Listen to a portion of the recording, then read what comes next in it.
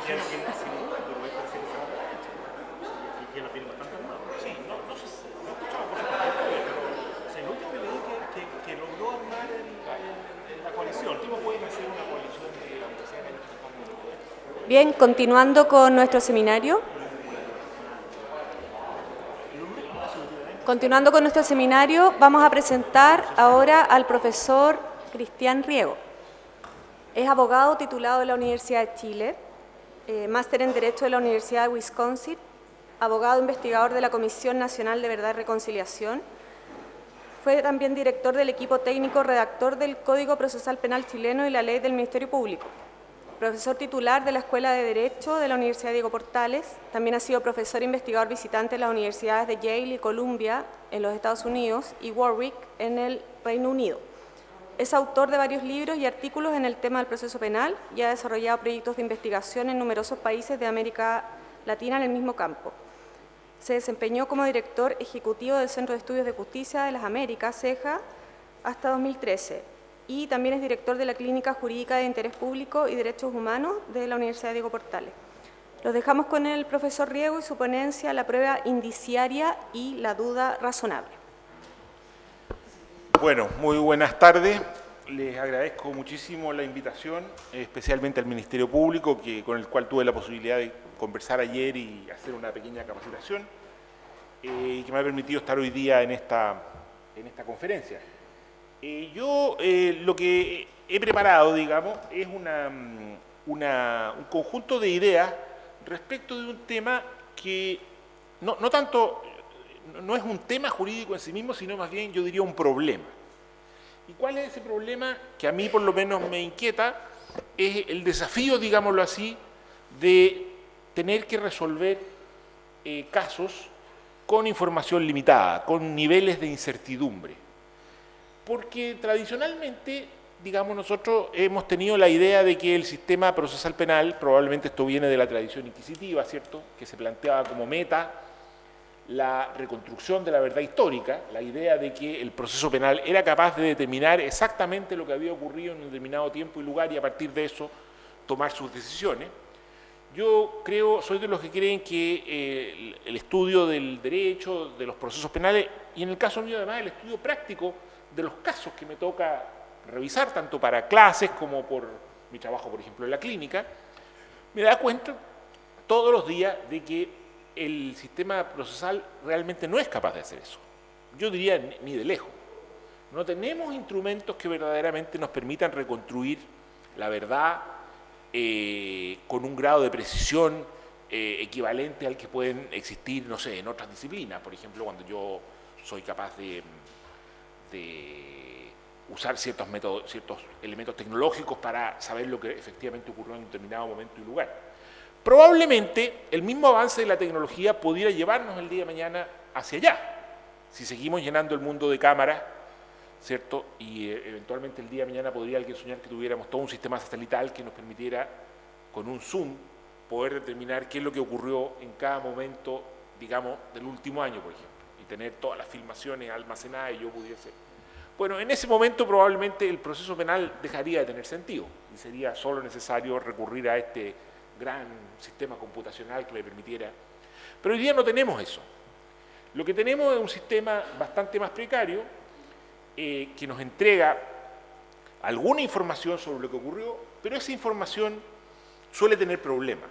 Suele ser fragmentaria, suele ser limitada, suele tener problemas de credibilidad y en consecuencia nos deja en un estadio de aproximación a la verdad, o sea, tenemos una aproximación a la verdad, tenemos un conjunto de versiones, algunas de ellas corroboradas por otros elementos, tenemos algunas dudas y sobre la base de eso tenemos que decidir.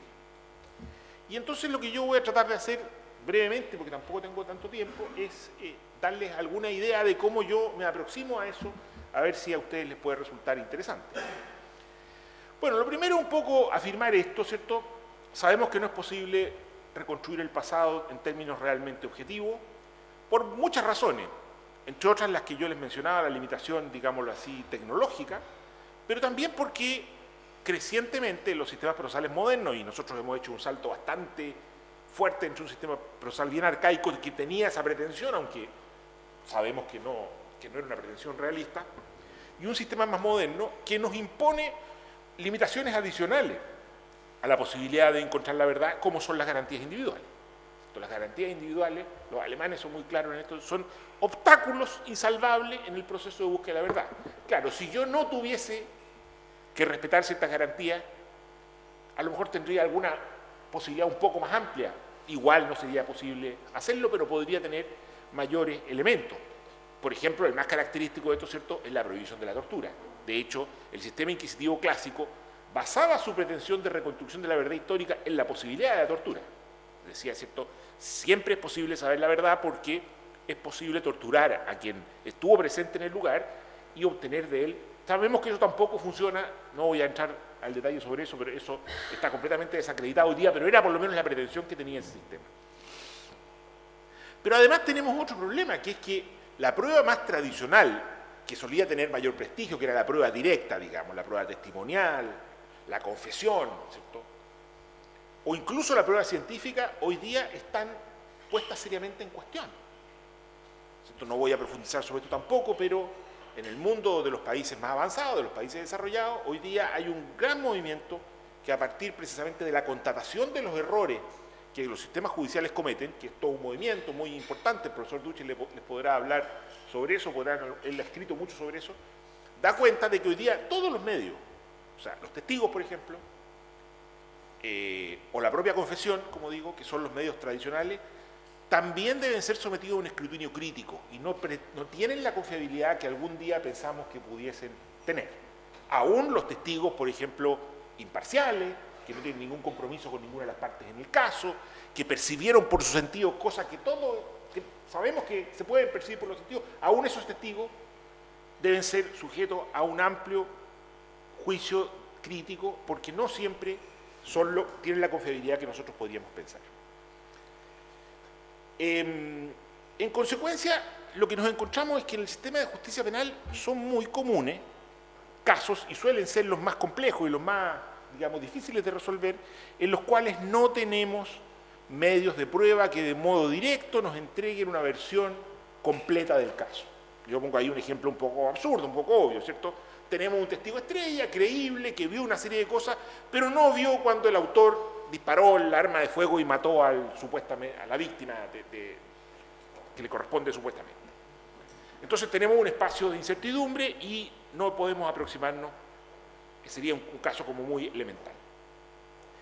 Y entonces yo quisiera ahora, básicamente y brevemente, porque como digo no tengo mucho tiempo y probablemente cada una de estas cosas requeriría un examen detallado. Yo he escrito sobre algunas de ellas y a los que les interese pueden revisar, digamos, lo que he escrito en detalle y con mucho más especificidad sobre cada uno de estos puntos, pero aquí lo que voy a hacer es como una presentación general.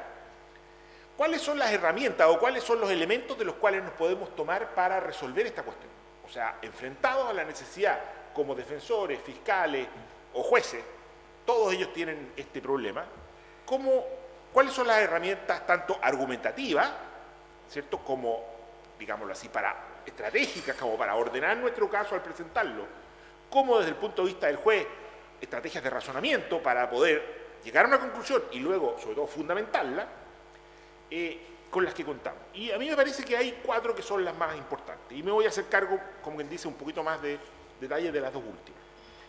La primera, yo diría, es la libertad de prueba. O sea, la idea de que no es necesario ningún medio de prueba específico para probar hechos determinados. Esto ha sido una cosa que, digamos, no es obvia en el sistema tradicional, tanto por las reglas de prueba tasada como por las prácticas judiciales, se habían establecido ciertos vínculos como de necesidad. O sea, había ciertas cosas, yo me acuerdo de un viejo juez que decía, sin autopsia no hay homicidio, por ejemplo. Eso no es verdad, ¿cierto? Yo diría que hasta el día de hoy un poco sigue ocurriendo la idea de que sin constatación de lesiones por parte del médico, incluso de un organismo público, eso se ha venido relativizando, no hay lesiones. Nada de eso es verdad. La verdad es que todos los hechos pueden ser probados por cualquier medio de prueba. Y hay que ir, digámoslo así, acostumbrándose a mayores niveles de flexibilidad. Y yo diría que esta es la primera herramienta. O sea, se nos libera un poco. Si bien esto, se nos propone este desafío, es decir, usted tiene que poder dar cuenta de hechos respecto de los cuales no tiene prueba directa, sin embargo, hay una liberación por esta parte. La segunda es la sana crítica, o sea, la idea de que el juez puede valorar libremente la prueba, siempre, pero está sujeto, como que dice, al criterio de la racionalidad de la prueba. Tiene que ser capaz de valorarla racionalmente y tiene que ser capaz de explicar este razonamiento. O sea, es mucho más libre, tenemos un juez que ha sido liberado, pero que está condicionado por estas obligaciones de ser capaz de, digámoslo así, de dar cuenta del modo racional en que ha llegado a las conclusiones, y esto va a ser objeto de revisión por parte del Tribunal Superior. Sobre estas no me voy a detener mucho más, sobre cada una de las dos podríamos hablar mucho tiempo, pero me voy a detener un poquito más, tampoco tanto, no tengo tanto tiempo, sobre las segundas dos, que son las presunciones y el estándar de prueba. A ver, sobre las presunciones me parece que vale la pena detenerse un poco, porque las presunciones han sido tradicionalmente, y yo creo que hasta el día de hoy todavía lo son, a pesar de que esto se está cambiando, la idea de que son pruebas de menor valor. O sea, todos diríamos un buen caso, un caso en el cual tengo prueba directa, en que tengo testigos, en que tengo una confesión, en que tengo, a lo mejor, bueno, idealmente una filmación, pero si no tengo ninguna de estas pruebas directas y tengo que conformarme con presunciones o lo que podríamos llamar prueba circunstancial, entonces mi caso es más débil. Y yo diría que esta aserción es una aserción que vale la pena discutir. Esto, diría yo, no es verdad. No es verdad.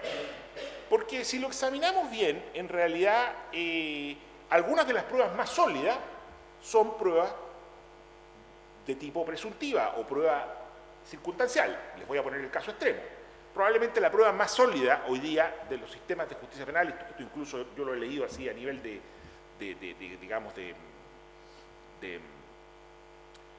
personas que se han dedicado a examinar el valor que puede llegar a tener cada una de las pruebas, y todo el mundo dice la prueba más sólida que existe en el sistema de justicia penal es la prueba de ADN. Desde el punto de vista científico, es la única prueba científica que realmente es capaz de establecer un vínculo sólido entre una persona y una muestra que proviene de esa persona. Pero si nos planteamos bien las cosas, la prueba de ADN normalmente es una prueba circunstancial. O sea, yo encuentro un rastro biológico y soy capaz de establecer que ese rastro biológico pertenece a tal persona. Pero lo que yo quiero probar no es eso. Lo que yo quiero probar es que esa persona estuvo allí en ese momento. Y el hecho de que esa persona estuvo allí en ese momento no se desprende necesariamente del encuentro del rastro biológico. Yo tengo que hacer un razonamiento. Por lo tanto, es una prueba circunstancial. ¿Para qué decir lo mismo respecto de la huella dactilar? ¿Cierto? Pero incluso si nos vamos, digamos, un poquito fuera ¿cómo se llama?, del ámbito de la justicia penal, esto también es así en el mundo moderno. Por ejemplo, yo no sé nada de esto, pero solo sé esto, digamos. O sea, no quiero decir no sé nada de medicina, pero sé algunas anécdotas para efectos de ilustrar esto. Por ejemplo, ¿cierto?, la mayoría de los virus, no sé si ustedes saben, no es posible detectar la presencia del virus en el cuerpo o en la sangre de una persona. Entiendo que ahora eso, en el caso del virus del SIDA, cambió. Se puede detectar el virus. Pero hasta hace muy poco lo que se puede detectar es la presencia del anticuerpo. Y no es lo mismo el anticuerpo que el virus, ¿cierto? O sea, es como detectar, ¿cierto?, el antídoto de un veneno respecto a detectar el veneno. Lo que pasa es que es razonable presumir que si está el anticuerpo presente en el cuerpo de esa persona, debe estar el virus, ¿cierto? Es razonable presumir eso. Incluso entiendo que los médicos saben que no en todos los casos eso se da, es tan necesaria esa vinculación. Podría ocurrir que estuviera presente el virus y no, el anticuerpo y no el virus. Sin embargo, a nadie se le ocurriría, como si lo decimos en el sistema de justicia criminal, que alguien me dijera, mire, usted tiene tal virus, y yo fuera y le dijera, no, pero son puras pruebas de presunción, ¿cierto? Y me voy para mi casa tranquilo, ¿cierto? Todos estaríamos de acuerdo en que si me detectaron el anticuerpo, ¿cierto?, estoy en problema, digamos, ¿cierto? Pero incluso llevémoslo a un terreno más práctico. Aquí en Punta Arenas ustedes me dicen que ya cada vez menos, pero solían tener nieve, ¿cierto?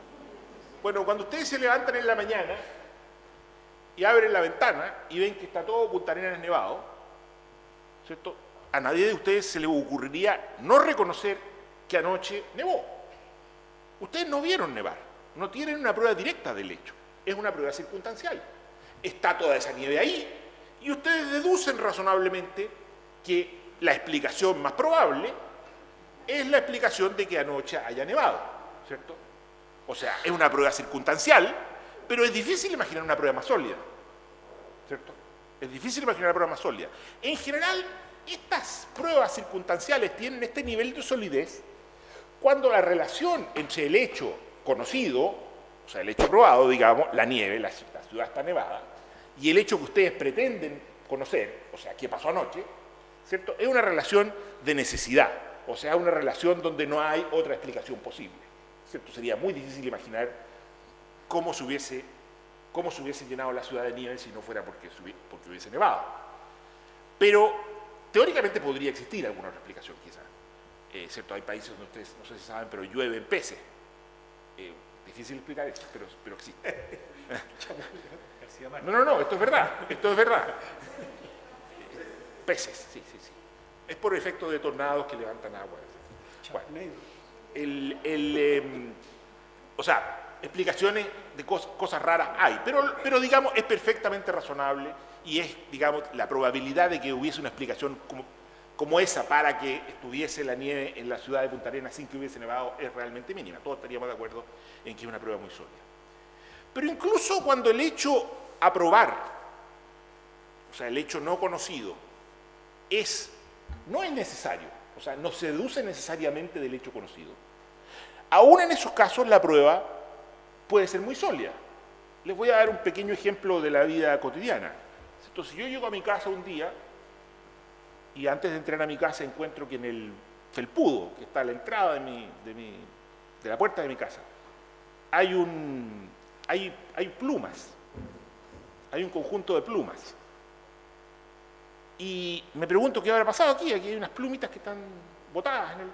Y luego aparece mi gato, y aparece con plumas del mismo color rodeando su hocico, ¿cierto? Todos estaremos de acuerdo en que, desde el punto de vista de la lógica con la que funcionamos en el día a día, todos diríamos, es bastante cierto, sobre todo si conocemos al gato, sabemos que el gato probablemente en ocasiones anteriores cazó pájaros, digamos, aquí hubo una muerte, ¿cierto? Y aquí hubo una muerte y sabemos quién era el culpable, ¿cierto? Esta relación no es de necesidad. No es de necesidad. Existen múltiples explicaciones alternativas. Esto pudo haber ocurrido de otro modo. Pero la verdad es que el vínculo, ¿cierto?, es muy, muy fuerte. Yo les sugiero, porque para mí ha sido útil, en relación con esta cuestión, recuperar una norma que nosotros, digamos, derogamos cuando dictamos el Código Procesal Penal, y que creo que puede haber sido un error haberla derogado, porque creo que sigue siendo una norma interesante, ilustrativa, a pesar de que es algo que está en la doctrina y que uno diría probablemente no es necesario recogerlo en el Código, pero como a veces, digamos, no estamos habituados a leer mucho más allá de lo que está estrictamente en el Código, creo que vale la pena recuperarla, digámoslo así, como una especie de doctrina histórica, que es la norma sobre presunciones del antiguo Código de Procedimiento Penal. A mí me parece que es una norma clara, ilustrativa, ¿cierto?, que muestra bien lo que es una presunción y que me parece sirve todavía para poder trabajar con esta prueba, y además tiene la gracia de que recoge una tradición importante. Yo creo que esta norma se utilizó poco porque además no era muy consistente con la tradición de la prueba tasada, pero es una norma interesante, digámoslo así, ilustrativa, clara, y yo creo que habría que entonces recuperarla. Pero bueno, no voy a detenerme mucho más en esto porque se me va a acabar el tiempo, entonces voy a destinar el resto de mi tiempo, creo, a hablar un poquito sobre el tema de algún modo más complejo, que es la duda razonable.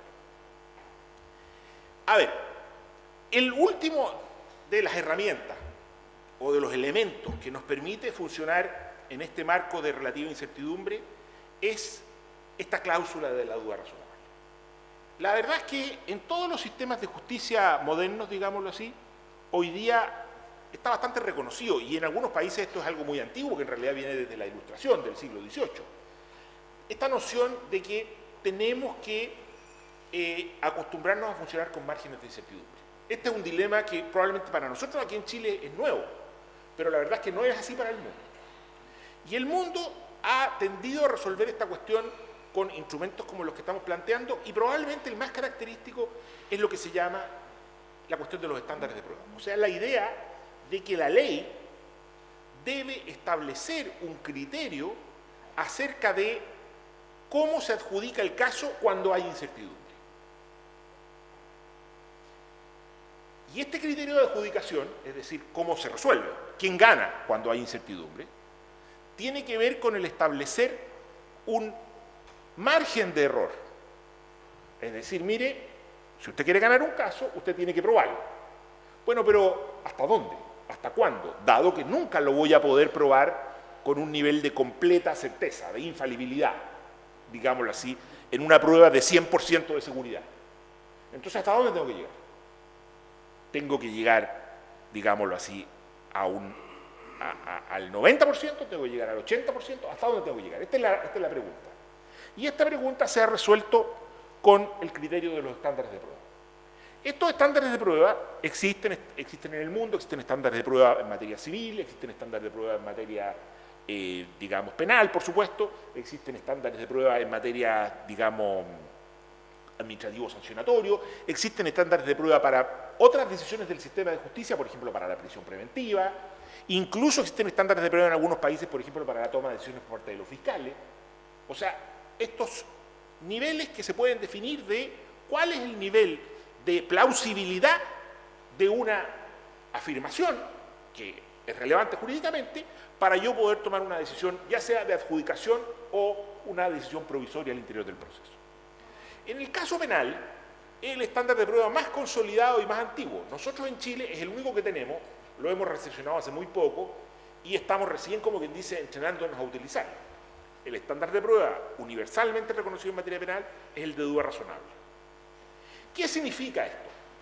Bueno, que exista un estándar de prueba de duda razonable significa que la ley chilena nos está diciendo a todos nosotros que el margen de error, ¿cierto?, para que el margen de error aceptable para una condena penal es un margen de error mínimo, muy bajo. O sea que, en general, necesitamos, ¿cierto?, eliminar el error, eliminar la posibilidad de error en una expresión máxima.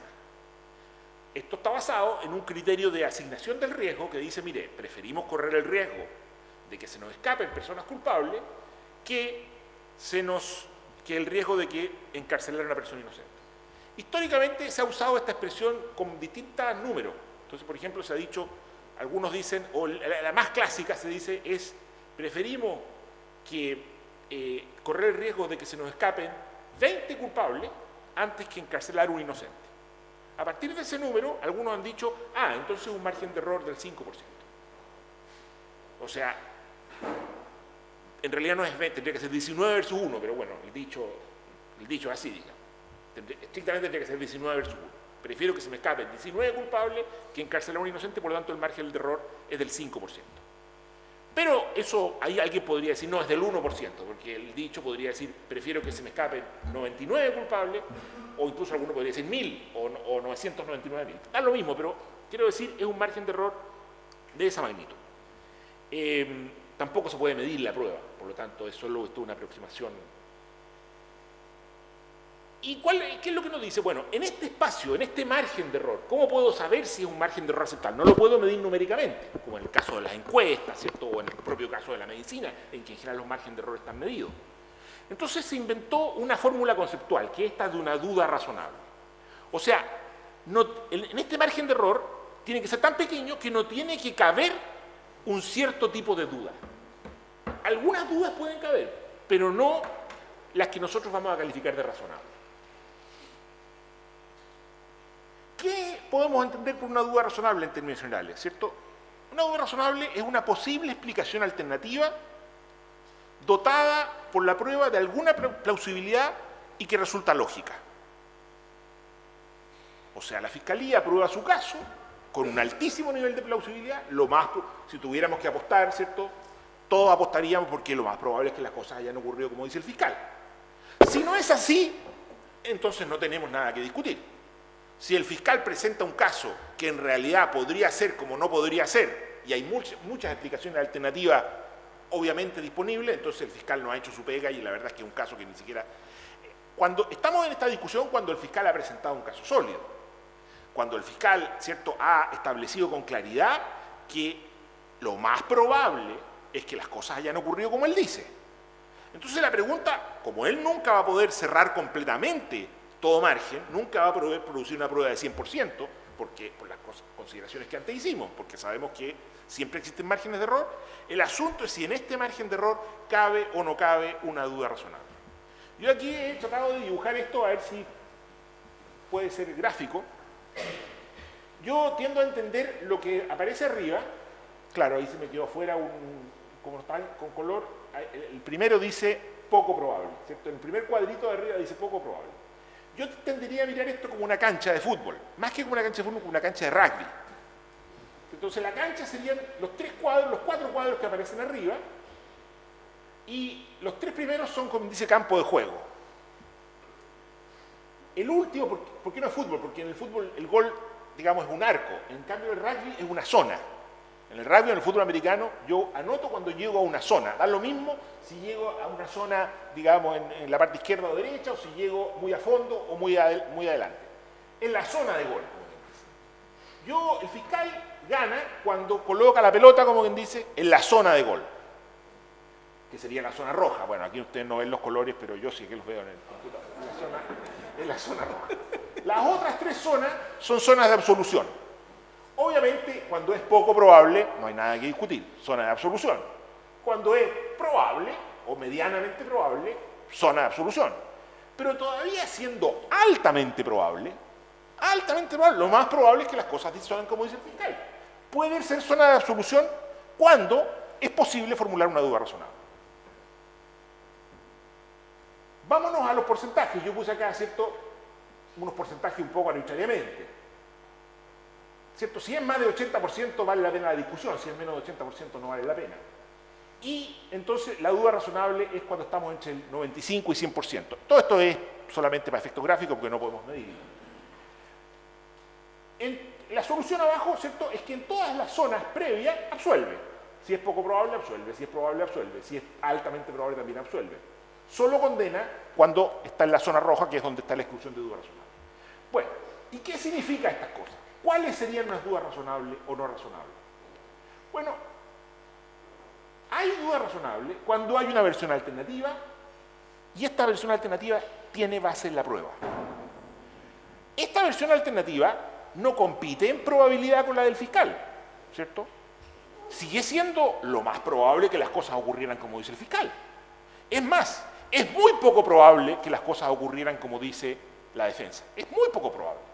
Si hubiera que apostar plata, yo apostaría a la versión del fiscal 10 contra 1, ¿cierto?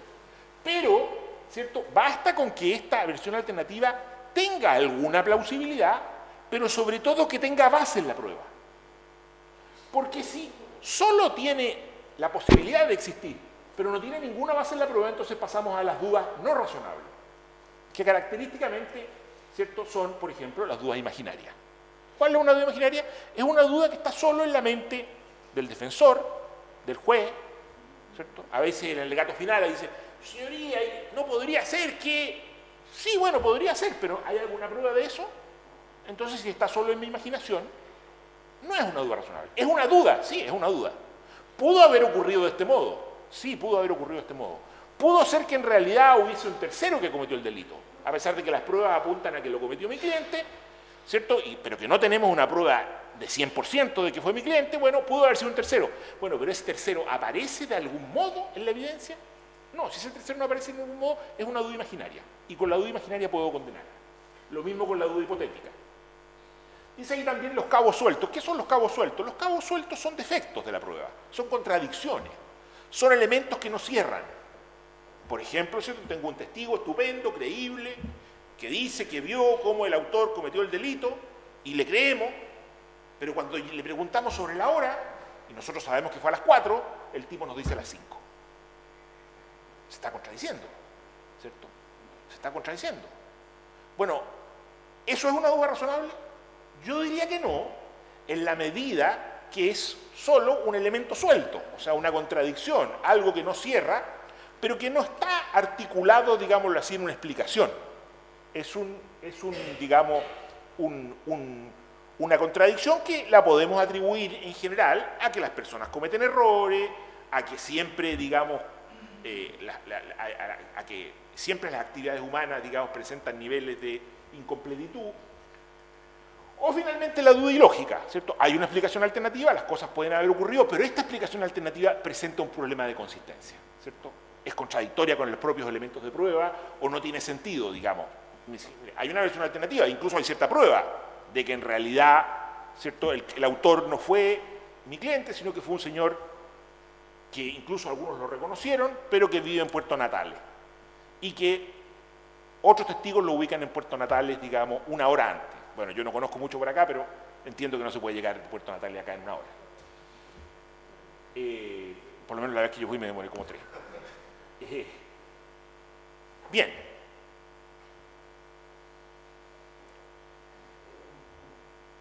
Eso es básicamente lo que le quería comentar. Tengo aquí un caso, pero digámoslo así, no sé si lo vamos a poder trabajar colectivamente. Este es un caso que ocurrió en Santiago que tiene la gracia, diría yo, de que, digámoslo así, integra todos estos componentes. Este es un caso de una bomba que explotó en una comisaría. Estamos hablando de hace unos 6 o 7 años. Y fue acusado, yo el nombre se lo cambié ahí, fue acusado un señor, ¿cierto?, que tenía, que era como autor del hecho. Este señor no dijo nada durante todo el proceso, se quedó callado. No dijo nada cuando fue detenido, no dijo nada, no dio ninguna explicación de nada. Y además, este señor, antes de que explotara la bomba, hay un policía que lo vio deambular frente a la comisaría y pudo tomar la patente del auto. La patente del auto es la patente del padre de este señor. Y además lo reconoció como una persona parecida, digámoslo así, al imputado, digamos, que el que iba manejando el auto era una persona con las características similares al imputado. Luego fue allanada la propiedad, la vivienda de este señor, y se le encontraron panfletos sobre anarquismo insurreccional y específicamente elementos que daban cuenta de una metodología para preparar una bomba semejante a la que explotó, pero la bomba que explotó tampoco era una bomba demasiado sofisticada, era como el tipo de bomba más elemental, digamos, de pólvora negra, creo, o algo así. Y además hay un vecino de la comisaría que afirma que luego de la explosión vio huir a una persona con características también similares a las del sujeto, que tampoco son tan poco comunes, hacia un auto con características similares a las del padre de este caballero. Bueno, yo este caso que me tocó leerlo y estudiarlo en varias ocasiones, este caso fue juzgado 2 veces en Santiago, ¿cierto? Y en un primer caso fue absuelto, luego un recurso de nulidad y hubo una enorme discusión acerca de este caso. Finalmente esta persona fue absuelta y a mí siempre me pareció que era un tipo de caso en el que era, digámoslo así, se había complicado por la incapacidad, digámoslo así, comprensible, dado que es una cuestión que nosotros estamos todavía empezando a practicar, de trabajar apropiadamente con la duda razonable. Por ejemplo, en este caso a mí me parece que surge de una manera muy llamativa el tema de la prueba indiciaria, ¿cierto? Aquí hay varios indicios bastante sustantivos que vinculan a esta persona. Está el tema además de la suma de los indicios, o sea, el hecho de que varios indicios tienden a fortalecerse entre sí. Y está, yo diría, sobre todo la cuestión de la duda razonable. Porque uno diría, ninguna de las pruebas, ninguno de los indicios son indicios de necesidad. O sea, son indicios en que el vínculo entre digamos, la persona y el hecho es un vínculo necesario, como sería, por ejemplo, una prueba de ADN. Son vínculos que tienen defectos, que podrían tener explicaciones alternativas, ¿cierto?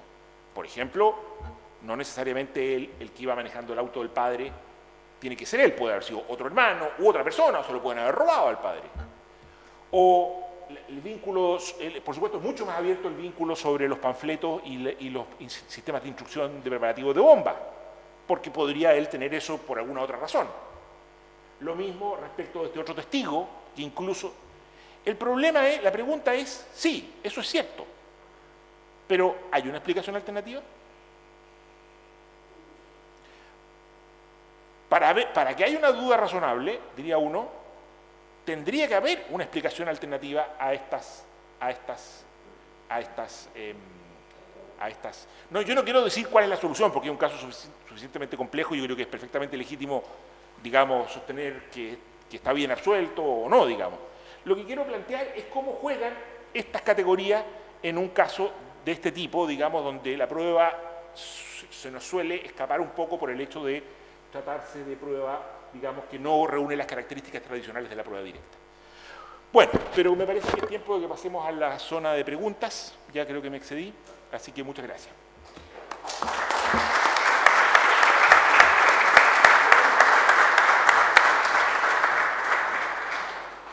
Bueno, como dice el profesor, ahora es el momento de las preguntas.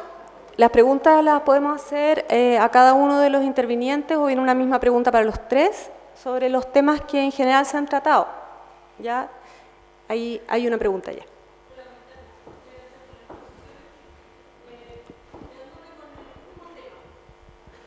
Karina, disculpa, yo les quería pedir si podían identificarse también para que los profesores supieran.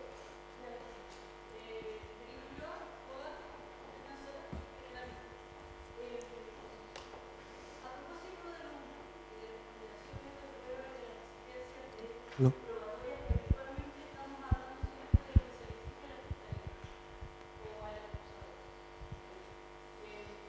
En un juicio sabemos que tenemos un estándar probatorio determinado, sabemos que a la Fiscalía se le exige probar los hechos que llevan contenidos en la acusación al juicio oral, pero, y es un poco histórica la pregunta respecto de si la defensa tiene o no que probar cuando va con una teoría alternativa.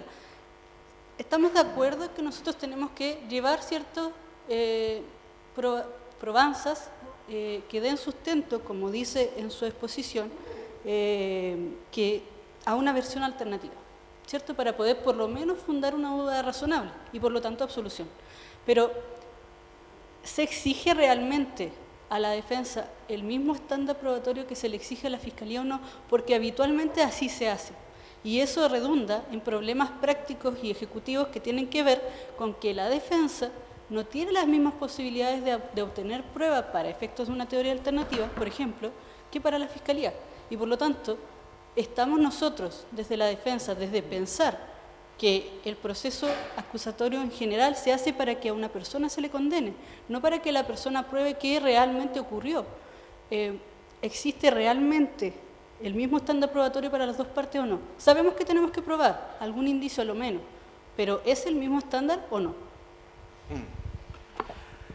A ver, claramente no, ¿cierto? Claramente no. O sea, si lo llevamos a números, ¿cierto? Entendiendo que son los simbólicos, los números, el fiscal gana si es que prueba en un 95,01%. La defensa gana si prueba en un 5,01%. O sea, usted tiene que probar que su explicación alternativa, ni siquiera usted realmente tiene que probarlo. Usted no tiene ninguna carga probatoria realmente. Tiene que, digámoslo así, el juez tiene que convencerse de eso. Usted argumentativamente lo ayudará, se puede aprovechar de la prueba del fiscal, podrá llevar prueba propia, pero usted no tiene realmente normativamente que probar nada, digo. Pero usted tiene que, digámoslo así, usted le interesa que eso se produzca. Podría producirse espontáneamente, ¿eh? Podría ser que el propio juez, que usted guarde silencio y su cliente guarde silencio y no digan nada, y el propio juez diga, mire, la verdad sí, yo veo aquí una explicación alternativa. Veo aquí una explicación alternativa, puede ser que este señor en realidad no tenga nada que ver, y hay 2 o 3 pruebas que me llevan a pensar que eso es una posibilidad. Pero si uno es defensor, se supone que uno tiene que, digo, no teniendo ninguna obligación, uno, como quien dice, está de algún modo estratégicamente obligado a apuntar hacia allá. Pero usted solo tiene que probar, en el sentido, no digamos normativo, estratégico, ¿cierto? Solo tiene que probar que su versión alternativa es plausible, aunque sea muy poco plausible. Pero tiene que darle alguna... ¿Cuál es la diferencia, yo diría, entre posible y plausible? Posible es cualquier cosa. Es posible que, digamos, la realidad que nos circunda aquí haya desaparecido. Nosotros salgamos afuera y no haya nada. Eso es posible, sí, es posible. No es plausible. Para que sea plausible tenemos que tener algún antecedente concreto que nos indique que, aunque sea con una mínima probabilidad, no sé, que alguien nos llame y nos diga, mire, sabe que hubo un holocausto nuclear, digamos. Bueno, uno diría ya pasa de posible a tener cierta plausibilidad. Usted lo que tiene que hacer es ese cambio. A usted no le basta con decir una teoría alternativa posible. tiene que decir una teoría alternativa que sea plausible. Y esa plausibilidad, ¿cierto?, que tiene que ser baja, pero tiene que existir, está dada por la prueba. Esa prueba puede ser suya o puede ser de la Fiscalía. Puede ser defectos que usted encuentre en la prueba de la Fiscalía. Pero tiene que de algún modo enraizarla allí. Pero no sé si se entiende. De hecho, se dice que la igualdad entre las partes está dada por esto.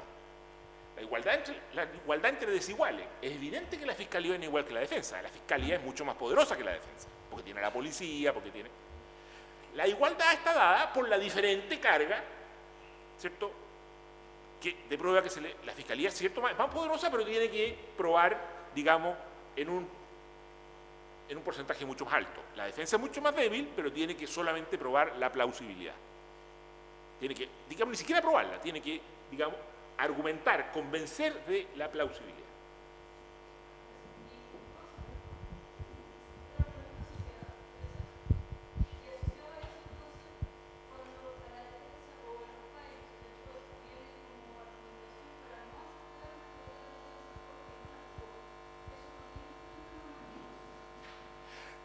No, si estrictamente la defensa no tiene ninguna carga de la prueba. El argumento tendría que decir, no es porque no la probó, es porque la teoría que planteó la defensa no tiene ningún sustento en la prueba. Ese sería el argumento correcto, no porque no la probó, no era su deber probarla.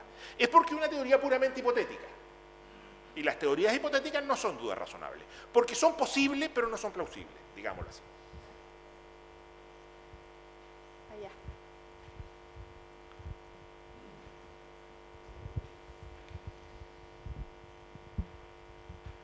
Gracias. Gracias por la invitación. Mi nombre es José Miguel Navarrete, soy defensor penal público licitado.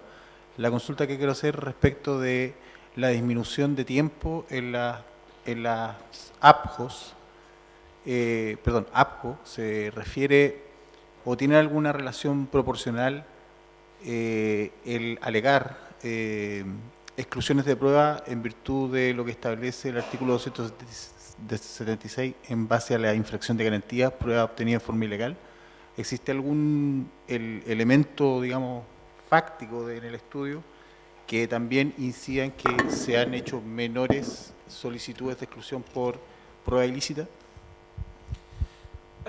No hay registro histórico de eso, entonces es difícil comparar. El dato es simplemente un promedio general de duración y lo que yo pude avanzar con esta tesista de magíster era tratar de identificar con más precisión qué es lo que se hacía en esos 13 minutos, digamos, que estaría durando ahora. Y ahí pudimos determinar los tiempos de 2 minutos promedio de los defensores y 1 minuto promedio de los fiscales, pero no tenemos datos comparativos para atrás. Yo no he encontrado evidencia que desagregue esto, y esto es uno de los puntos que les decía, es un área donde hemos mirado muy poco históricamente, donde hemos medido muy poco, y por tanto es probable que si queremos avanzar ya en serio, en implementar soluciones, algunas como yo las sugiero, valdría la pena profundizar un poquitito antes para chequear que efectivamente se estén dando algunos de los fenómenos.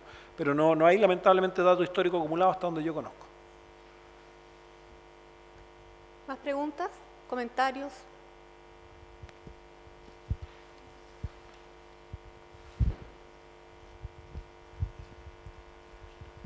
Gracias. Bueno, mi nombre es Eugenio Campos, soy fiscal regional de Magallanes y la Antártica chilena. No puedo dejar de pasar, por cierto, de poder referirme a la exposición del profesor Vargas. La verdad que varias ideas de su exposición pasan por la cabeza respecto a este fiscal que lleva casi 20 años en una institución. Mira como el tango dice 20 años no es nada y que feliz la mirada. La verdad que yo me quedo con ese último epíteto respecto de una febril mirada de la institución del Ministerio Público. La verdad que desde dentro no estamos quemando naves, ni estamos llamando a mujeres ni niños que se suban a bordo al bote que se está hundiendo. También no podemos tapar el sol con un dedo que hay cosas que sí se deben mejorar. Mi opinión personal es que el tema de la silla musical, bien llamada de esa forma, yo no la comparto. De hecho, esta cuestión es sin llorar. Cuando se ingresa al Ministerio Público y uno postula como fiscal regional, sabe que son 8 años y es eso. Yo lo tengo muy claro de que cuando ingresé llevo 4 años, me quedan, Dios mediante, 4 años más y uno lo que desea es que se haga de la mejor forma. No somos un grupo de quejumbrosos, la verdad que creo yo que es como faltar el respeto a la institución que yo dirijo, a lo menos en la región, y que represento en este momento, porque la verdad que hay que tener en consideración, profesor, lo siguiente.